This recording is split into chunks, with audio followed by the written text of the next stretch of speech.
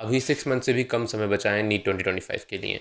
And I know आप सभी को बहुत सारी दिक्कतें आ रही होगी, बैकलॉग का टेंशन, मॉक टेस्ट की टेंशन, पीछे रह जाने का डिप्रेशन, एंड बहुत अलग अलग दिक्कतें आ रही होगी। अगर अभी भी सीरियस और प्लान स्टडी नहीं की तो तुम्हारा सिलेक्शन भी रुक सकता है। तो hello everyone, welcome back to my channel. Myself Abhesha, currently a first year MBBS student at VMMC and Safdarjung hospital. तो आज हम बात करेंगे कि तुम्हें नेक्स्ट 6 मंथ कैसे अपनी पढ़ाई को मैनेज करना है, कैसे अपनी स्टडीज़ करनी है ताकि तुम्हारा सिलेक्शन कंफर्म हो सके। यानी कि ओवरऑल एक 6 मंथ का स्टडी प्लान बताने जा रहा हूँ मैं। First point, setting up the base. देखो, सबसे पहले प्लान करना ज़रूरी है, इसलिए तुम सबसे पहले कोशिश करो कि तुम अपने सिलेबस का सबसे पहले तो वीक पॉइंट जान लो कि आखिर क्या चीज़ें ऐसी है जो तुम्हें नहीं आती है। स्ट्रॉन्ग पॉइंट जान लो कि ऐसी क्या चीज़ें हैं जो तुम्हें बेहतरीन ढंग से आती होगी। एंड साथ ही साथ वो टॉपिक चुन लो जो तुम्हें लगता है कि तुमने अभी तक बिल्कुल स्टार्ट ही नहीं किया है, तो वो कौन से टॉपिक ऐसे हैं जो अभी तक तुम स्टार्ट नहीं कर पाए हो। इसलिए एक दिन का टाइम लो और अच्छे से एनालिसिस करो कि तुम आखिर कहाँ पे स्टैंड करते हो। जब तुम्हें क्लैरिटी मिल जाए कि हाँ तुम कहाँ पे स्टैंड करते हो, तो अपने प्लान को इसी के अकॉर्डिंग बनाओ। देखो, प्लान तो यही होना चाहिए कि तुम सबसे पहले अपने वीक टॉपिक्स पे सबसे ज़्यादा ध्यान दो, ठीक है। एंड जो भी स्ट्रॉन्ग टॉपिक्स है उसे तुम डेली रिवीजन टारगेट्स में डालो। एंड जो भी अभी तक तुमने स्टार्ट नहीं करा उसके तो रेगुलर टॉपिक्स, रेगुलर लेक्चर लेना चालू करो ताकि वो तुम उसे वक्त से कंप्लीट कर पाओ। Next is monthly breakdown. First month. अब बात करते हैं कि तुम्हें फर्स्ट मंथ में क्या करना चाहिए। देखो, अगर तुम्हें जितना भी जो बेसिक पार्ट होता है ना सब्जेक्ट का, अगर वो तुम्हें अच्छे से आता है तो तुम आगे प्रोसीड कर सकते हो, अपने हिसाब से प्लान को बना सकते हो। लेकिन अगर तुम्हें बेसिक पार्ट बिल्कुल भी नहीं आता है तो कोशिश करो कि तुम सबसे पहले तो अपने वीक पार्ट्स पे ध्यान दो, ठीक है। वीक पार्ट जो भी है उसको इंक्लूड करो, वीक बेसिक पार्ट, ठीक है। बेसिक पार्ट का मतलब क्या हो सकता है, जैसे बायोलॉजी के अंदर सेल वाला चैप्टर हो गया, animal kingdom, animal tissues, human physiology, ये सारा बेसिक है बायो का, ठीक है। ये सब तुम्हें नहीं आएगा तो ना तुम्हें 12th का कोई टॉपिक समझ नहीं आने वाला। ऐसे केमिस्ट्री के अंदर केमिकल बॉन्डिंग, पीरियोडिक टेबल, मूल कॉन्सेप्ट, जीओसी। फिजिक्स के अंदर ऐसे ही जो मैकेनिक्स 1 का पूरा पार्ट है, 11th का, ये सारी टॉपिक जो है ना, अगर तुम्हें नहीं आते तो तुम्हें बाकी सारा सब्जेक्ट का हिस्सा बिल्कुल भी ढंग से समझ नहीं आने वाला है। तो कोशिश करो कि तुम उन टॉपिक्स पर ढंग से ध्यान दो।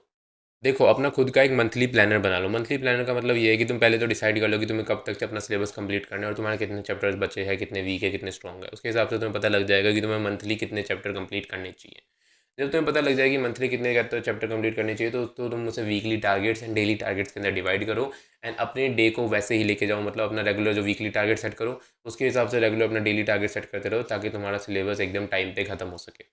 एंड कोशिश करो तुम एवरी वीकेंड अपना टेस्ट सीरीज डाल रहे हो, उसके अंदर कोई भी एक टेस्ट, मॉक टेस्ट दो हर एक संडे के अंदर, ठीक है। एंड ये भी ध्यान रखना कि जितना भी स्ट्रॉन्गर पार्ट है उसको तुम ज़रूर से ज़रूर रिवीजन करते रहो, ठीक है। एंड रिवीजन करने का बेस्ट तरीका हो सकता है शॉर्ट नोट्स। देखो, शॉर्ट नोट्स बनाना काफ़ी ज़रूरी हिस्सा है तुम्हारी नीट प्रिपरेशन का, और अगर तुम्हारे पास टाइम बिल्कुल भी नहीं है शॉर्ट नोट बनाने का तो मैं आप लोगों को रिकमेंड करूँगा ये रेंशो रिवीजन्स की तरफ से बनाए गए फ्लैश कार्ड्स। देखो, ये फ्लैश कार्ड्स काफ़ी कलरफुल हैं एंड काफ़ी विजुअली अट्रैक्टिव है, बिकॉज इसे ऐसा बनाया गया है ताकि तुम्हें ये इंटरेस्टिंग लगे अपनी पढ़ाई के वक्त। ये फ्लैश कार्ड लगभग तुम्हारी नीट सिलेबस का 95% हिस्सा कवर करते हैं। एंड इस फ्लैश कार्ड के अंदर वो सब कुछ है जो तुम्हें अपने शॉर्ट नोट्स के अंदर चाहिए, जिससे तुम अच्छे से क्विकली एफिशिएंटली अपना रिवीजन कर पाओ। ये फ्लैश कार्ड है, ये दो कॉन्सेप्ट पे वर्क करते हैं। एक है एक्टिव रिवीजन एंड दूसरा है स्पेस रिपीटिशन। एक्टिव रिकॉल का मतलब क्या होता है, जैसे मान लो अगर तुम कोई भी एक कार्ड देखोगे इसका, ठीक है। ये जो कार्ड है, अब इसके अंदर जो भी चीज़ें लिखी है ना, ये मेरे को हमेशा ट्रिगर करेगी अपने पुराने टॉपिक्स को रिवाइज करने की, मतलब खुद से याद करने की। और खुद से याद करने से क्या होता है ना कि हमारी रिटेंशन पावर बढ़ती है, ठीक है। मतलब अगर एक एक तरीका होता है पैसिव रिकॉल, जिसमें हम क्या करते हैं, नोट्स खोल लिए, रट्टा लगाया जा रहा है, तो उससे क्या होता है, उससे जल्दी याद नहीं होती चीज़। और अगर याद हो भी जाती है तो लॉन्ग टर्म तक नहीं रहती है। तो best method for revision is active recall, जिसमें तुम खुद से सोचो कि बिकॉज जब तुम खुद से खुद सोचोगे तुम्हारी रिटेंशन पावर बढ़ेगी। ये फ्लैश कार्ड काफ़ी कलरफुल इसलिए बनाए गए हैं बिकॉज हमारे ब्रेन को ना मतलब विजुअल मेमोरी भी होती है हमारी, और जितना ज़्यादा विजुअली अपीयरिंग चीज़ें होंगी, जितना ज़्यादा अट्रैक्टिव चीज़ें होंगी, हमें ये चीज़ें याद रहेंगी कि हाँ इस कलर का ये था। एंड इससे तुम्हारा जो कॉन्सेप्ट है वो बहुत सारे अच्छे से तुम्हें याद रहने वाला है।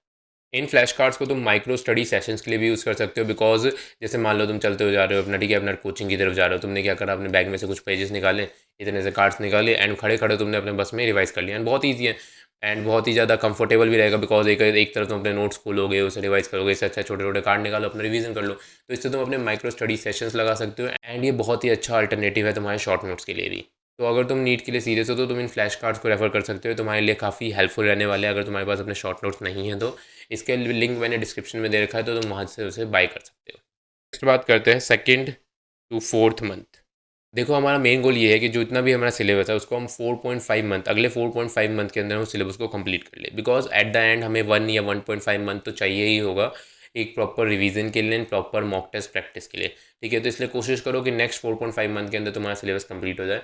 तो उसके हिसाब से तुम्हें क्या करना है, तुम्हारे जितने भी चैप्टर्स बचे हुए हैं ना, तुम उसको 4.5 मंथ्स में डिवाइड करो, ठीक है। एंड जब तुम इसे 4.5 मंथ में डिवाइड कर लो, तुम्हें पता लग जाएगी पर मंथ तुम्हें इतने चैप्टर करने की ज़रूरत है। अब उतने चैप्टर करने की ज़रूरत है, उसको तुम मंथली डिवाइड कर सकते हो ईजिली।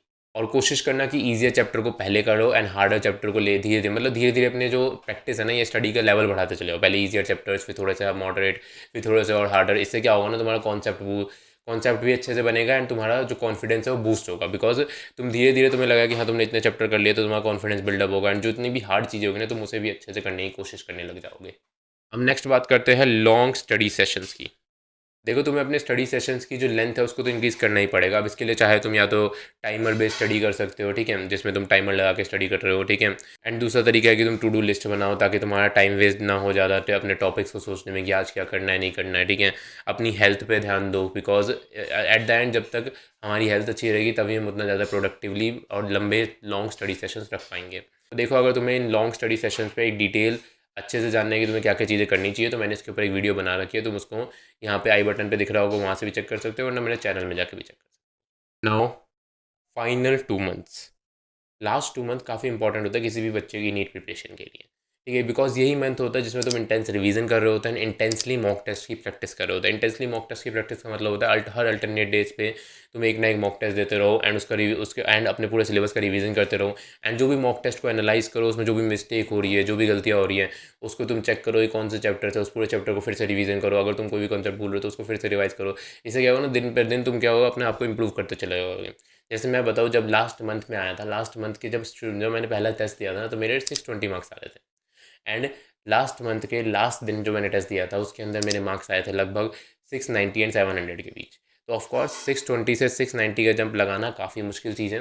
एंड ये करने के लिए तुम्हें चाहिए कि तुम फर्दर इंप्रूवमेंट करते चले जाओ, ठीक है। तो तुम्हें डिमोटिवेट नहीं होने, कभी नंबर कम आए वहाँ पे तो, बिकॉज जितना ज़्यादा तुम अपने आप को एनालाइज करोगे वहाँ पे, तुम उतना ज़्यादा अपनी मिस्टेक्स ढूंढ पाओगे और उतना ज़्यादा इंप्रूव कर पाओगे। तो ये था कंप्लीट 6 मंथ का एक स्टडी प्लान। देखो, मैंने कोई भी तुम्हारे लिए ऐसे बाउंड्री सेट नहीं की है, बिकॉज हर एक बच्चे के लिए अलग अलग चैप्टर्स होते हैं इंपॉर्टेंट, अलग अलग चैप्टर वीक, अलग अलग चैप्टर हार्ड होते हैं। तो तुम ये मत कहना कि मैं तुम्हें चैप्टर दे दूँ, नाम बता दूँ कि ये चैप्टर इस मंथ करो, ऐसे बिल्कुल नहीं रहेगा। ये हर एक बच्चे के लिए अलग होगा, तुम्हें खुद से डिसाइड करना होगा। इसलिए तुम आराम से एक दिन लो, अपना एनालिसिस करो एंड खुद से सारी चीज़ें डिसाइड करो, ठीक है। ये समय डिप्रेस होने का या क्विट करने का तो बिल्कुल भी नहीं है, ठीक है। देखो, यही समय है, मतलब लाइक 6 मंथ से भी कम समय बचा है एंड यही समय है जहाँ पे तुम अपनी जान लगा के मेहनत करो एंड तभी तुम्हारी नीट के अंदर तुम्हारा बेहतरीन रिजल्ट आ पाएगा। अगर वीडियो अच्छा लगा हो तो लाइक कर देना एंड साथ ही साथ अपने दोस्तों से शेयर कर देना जिनको भी नेक्स्ट 6 मंथ की पढ़ाई के लिए गाइडेंस चाहिए। और अगर कोई भी डाउट हो तो कमेंट सेक्शन में पूछ लो। और अगर शॉर्ट नोट्स का अल्टरनेटिव चाहिए तो मैं ऑफकोर्स कहूँगा रेंशो रिवीजन्स की तरफ से जो फ्लैश कार्ड है उनको तुम इजीली बाय कर सकते हो एंड वो काफ़ी हेल्पफुल रहेंगे तुम्हारे लिए। एंड मैं ऐसे ही क्वालिटी कंटेंट तो नीट रिलेटेड कंटेंट बनाता रहता हूँ, इसलिए मेरे चैनल को सब्सक्राइब कर लो। मिलते हैं जल्द किसी और वीडियो में, तब तक के लिए पढ़ाई करते रहे and all the best and bye bye.